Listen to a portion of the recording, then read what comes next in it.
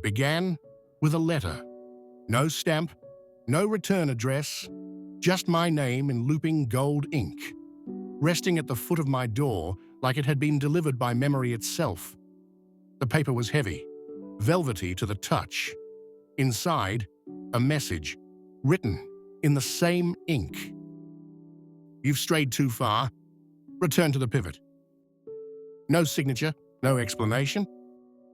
I stared at the words for a long time. Not because I understood them, but because they felt familiar. Like something I'd said once, years ago, in a forgotten dream. That morning, I couldn't focus. Meetings droned into static.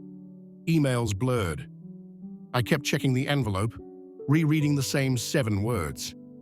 It didn't make sense, but my pulse quickened every time I saw them. That night, as I lay awake, the phrase echoed in my mind. Return to the pivot. Not a warning, a calling. I opened my journal and flipped back, way back, until I found it. A single entry from my final year in university, written after an all-night debate with my mentor. The heading I'd scribbled in all caps.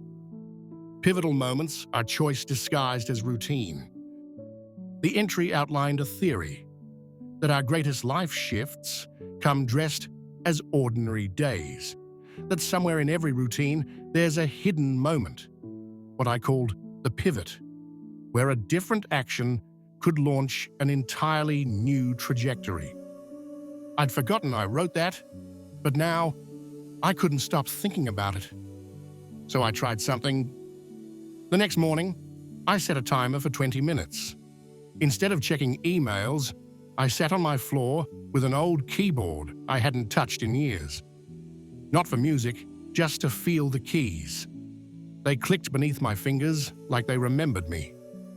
My breath slowed, time warped. Then, without planning it, I played the melody from a song I wrote as a teenager. Muscle memory took over.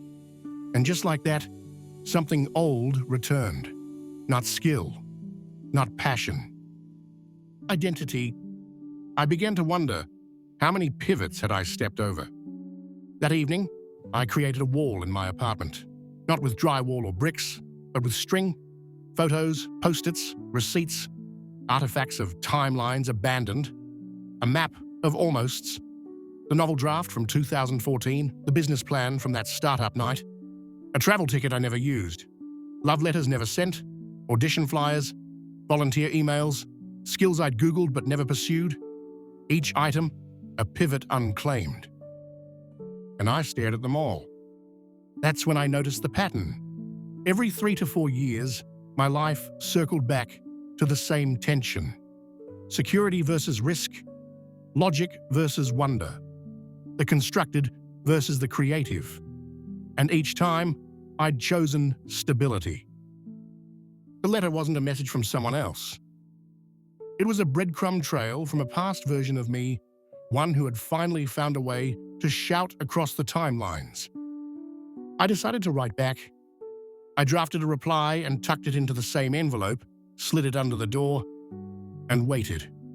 Nothing happened, of course, but I felt lighter, like I had cracked open a sealed door inside myself. The next day, I woke up at 3:14 a.m. with a vivid image in my head. A bridge made of mirrors.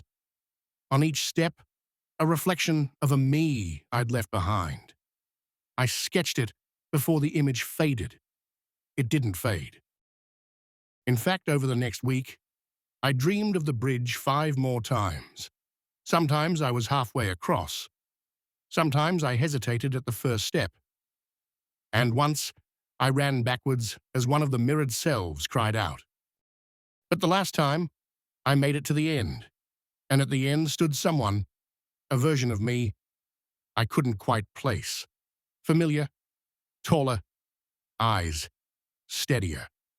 Their presence radiated peace and momentum. They didn't speak. They just nodded, like they'd been waiting. I woke up crying. That morning, I launched the pivot experiment. For 30 days, I vowed to reclaim one lost path each week, not by rewriting my life, but by integrating a sliver of it into the now.